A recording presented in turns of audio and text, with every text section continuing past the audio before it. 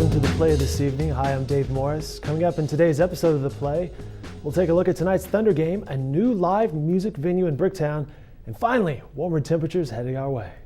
But first, the parents and brother of First Lieutenant Michael Behenna told an Army board that the Edmond native would work on a cattle ranch and enroll in classes at Oklahoma State University if released on parole this year. Behenna is currently serving time at Fort Leavenworth, Kansas for unpremeditated murder in a combat zone. He served 4 years of a 15-year sentence. Then the family members spoke at the first parole hearing for Behenna.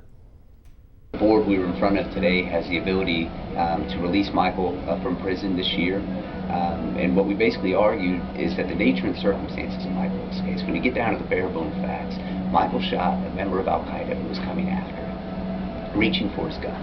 And the whole reason they were in this scenario is because this member of Al-Qaeda is part of a group that was responsible for the death of 2 American soldiers. Michael wanted information from him. So ultimately, after explaining those facts to the board and explaining, who Michael is as a person, what he's accomplished, we basically pled that now's the time to release him. He's no risk to society. He's no danger.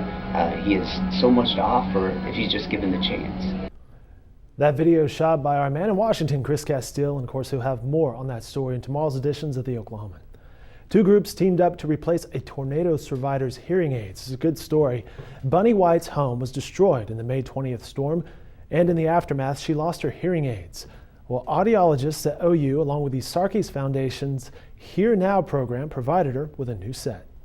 I couldn't believe that somebody would actually donate, the hearing aids and even coming here for the tests and stuff. And it's just really been awesome, though, to be able to have somebody care that much about you, not even knowing who you are. That's a great story. You can read more about that in tomorrow's editions. Our Silas Allen is working on that story.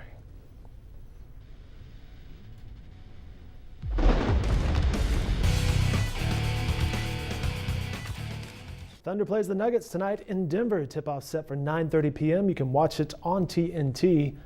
This evening, Serge Ibaka will be back on the court.